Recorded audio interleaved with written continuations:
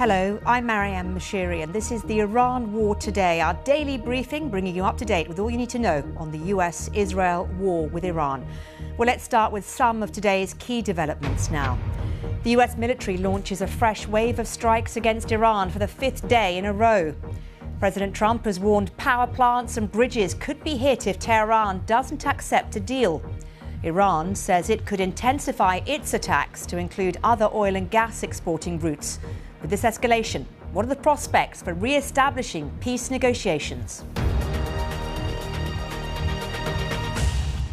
Well, the US military has launched a fresh wave of strikes against Iran for the fifth day in a row after Washington reimposed its blockade of Iranian ports.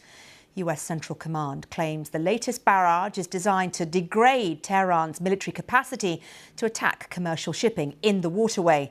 Well, on Tuesday night and Wednesday morning, it hit dozens of targets near the Straits of Hormuz and Iranian coastal areas too. Iran, meanwhile, says it's targeted US military assets in the region, with Bahrain and Kuwait saying they've intercepted missiles. Iran warns it could intensify its attacks to include oil and gas exporting routes as well. Well, our correspondent Barbara Plett-Usher is following developments from Jerusalem. This isn't really a return to war, at least not like it was before. I've seen some describe it as sparring, although it might be a little bit more than that by now. It is a battle over control of the Strait of Hormuz, not over the country, but it is escalating. The ceasefire deal was meant to set the stage for negotiations to end the war. Iran was supposed to open the strait to shipping. The US was supposed to lift its naval blockade on Iran, amongst other things. And the deal did talk about some kind of role for Iran to oversee shipping, although it was vague. But Iranians said that meant that they could keep control of the strait. The Americans said absolutely not. That wasn't the case. And they have been intensifying their strikes against Iran over the past week. And in fact, today, Wednesday, for the first time, they carried out a round of strikes during the day rather than overnight, which has been the case before. The Iranians say that the strait will remain closed until the bombing stops. They again targeted U.S. facilities in regional countries such as Bahrain and Kuwait and Jordan. And they say they might expand their attacks to other routes that are used for shipping oil and gas. Now, they didn't say which ones, but analysts think that maybe they might be signaling that they could use their Houthi allies in Yemen to target shipping in the Red Sea. President Trump has also threatened to widen strikes next week against Iran if they don't come back to the negotiating table. He said he would order hits on civilian infrastructure such as power plants and bridges, which could be a war crime. So far, he hasn't made the decision to resume all-out war, but he hasn't found a way to stop it either. Well, meanwhile, President Trump has again threatened to order attacks on Iran's bridges and power plants next week if Iran leaders don't return to the negotiating table. The Geneva Conventions on Humanitarian Conduct in War does prohibit attacks on sites that are considered to be essential for civilians. So attacks on civilian infrastructure could be considered potential war crimes. Let's have a listen to Mr. Trump speaking to Fox News. Next week it gets really bad for them because next week comes the power plants. Next week comes the bridges. We're going to knock out all their power plants. We're going to knock out all their bridges unless they get to the table and negotiate. What message was delivered? You better make a deal. You're not going to have anybody left. We're being very careful with the civilian population, as you know. But I said, you better make a deal. You're not going to have anything left. And you think they will? They should. I don't know if they will or not. Well, let's speak to our chief North America correspondent, Gary O'Donoghue. And Gary, the rhetoric from President Trump has escalated in terms of his threats to strike civilian infrastructure. But do we know what the US's next step is likely to be? Well, I think they're hoping that this kind of rhetorical pressure will bring Iran back to the table, will stop them attacking ships in the Strait, and we'll try and get things back on track. There's no sign of that. And of course, that big trump card, if you like, that Iran holds in terms of Hormuz is a massive headache for the president because he thought he had control of it. They've proved still, after all this punishment they've taken militarily, that they can disrupt traffic. And what we've seen is oil prices going up again, and the the sort of flow of ships through there coming to a real trickle. So this is a massive headache for the president. And to date, that kind of bellicosity, that kind of warlike threats hasn't really had an impact on Iran and stopped them or brought them in, if you like, to see it his way. I mean, they are threats for now, but do you think there's any chance he'd go through with any of these? I think so. I mean, they've hit bridges before. I mean, they have to be very careful, as you were saying, in terms of, international law, although the president says he doesn't need international law previously. But there would be an international outcry if they started targeting civilian infrastructure per se. I think what they try and argue is that it was connected to military capabilities, because, there is a genuine problem for the US if it starts ordering its military, its air force, its navy to do things that are illegal under international law. If you serve in the US military, you're not allowed to obey illegal orders. So there would be some gymnastics done that would have to be done in order to do that and justify it in a different way. Okay, Gary, thank you. Well, with me here in the studio is BBC Persian Siavash Ardalan. Siavash, what has the Iranian reaction been to this latest US blockade?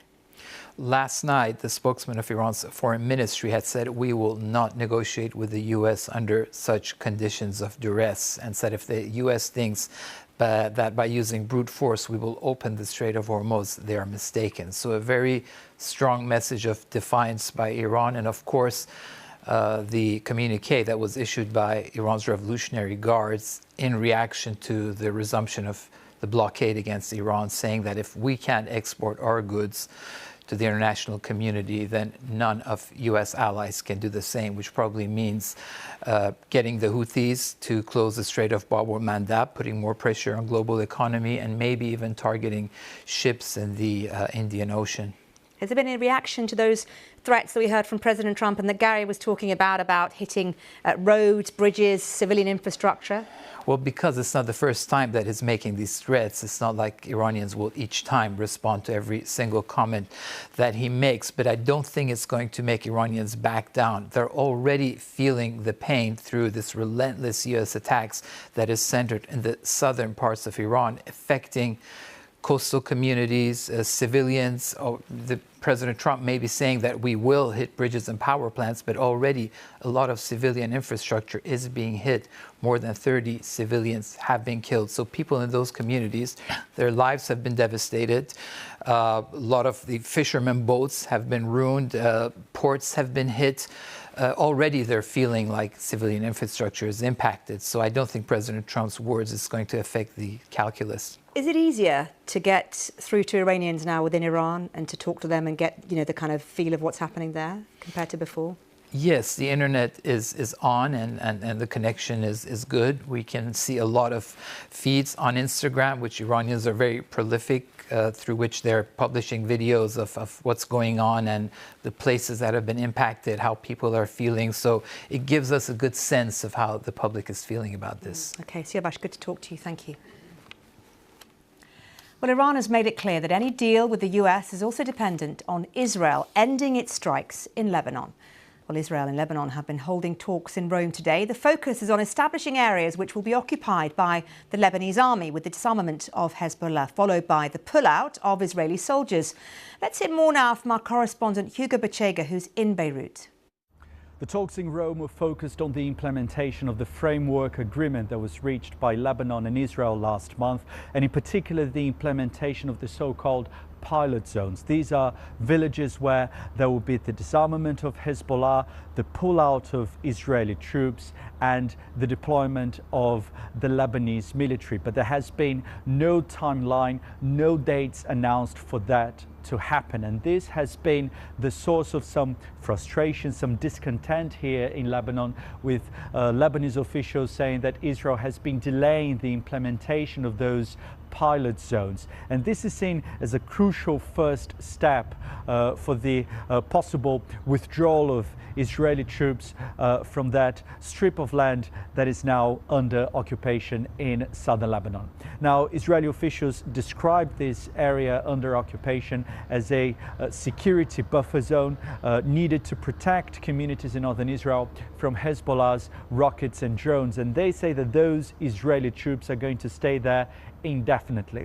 Now, there has been a significant reduction of violence here in Lebanon in recent weeks, although we're still seeing those sporadic Israeli airstrikes. And the Israeli military has also continued to destroy houses and infrastructure in those areas under occupation, and tens of thousands of residents remain displaced. And the feeling here in Lebanon is that there will be no significant change of this situation on the ground before the elections in Israel, which are due to be held at the end of October.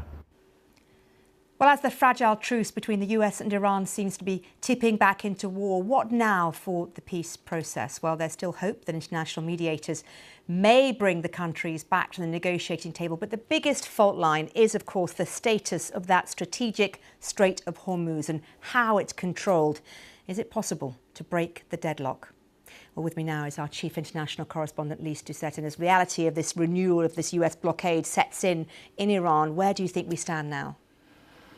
Well, Iran stands on a big, bright red line. And as you've seen, in much to President Trump's growing frustration, anger and disbelief, neither his significant military or economic pressure, we just heard about that from Siavash, is breaking Iran's spirit, in the sense of that for Iran's new leaders who emerge from this war feeling stronger, control over the strategic waterway, the Strait of Hormuz, is an absolute red line. They are not going to relinquish it. They have been saying that for months.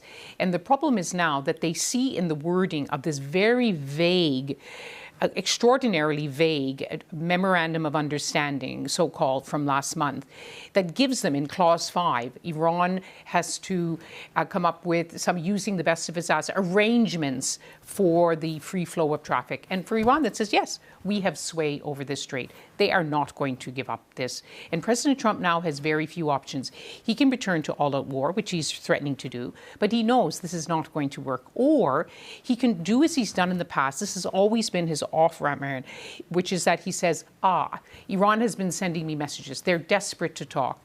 What it is that mostly the Qataris, it has to be said, but also the Pakistanis, the Omanis, are on the phone saying, let's find a way out. Because Iran's neighbors are suffering most of all. So they could try to find an exit ramp over how the strait is going to be managed. But it has to mean, this exit ramp, that both sides save face, right? That's the key for both sides. Neither side wants to back down, but neither side wants this return to all-out war. President Trump knows the midterms are approaching. Petrol prices are rising again. All of the polls tell him this is very unpopular.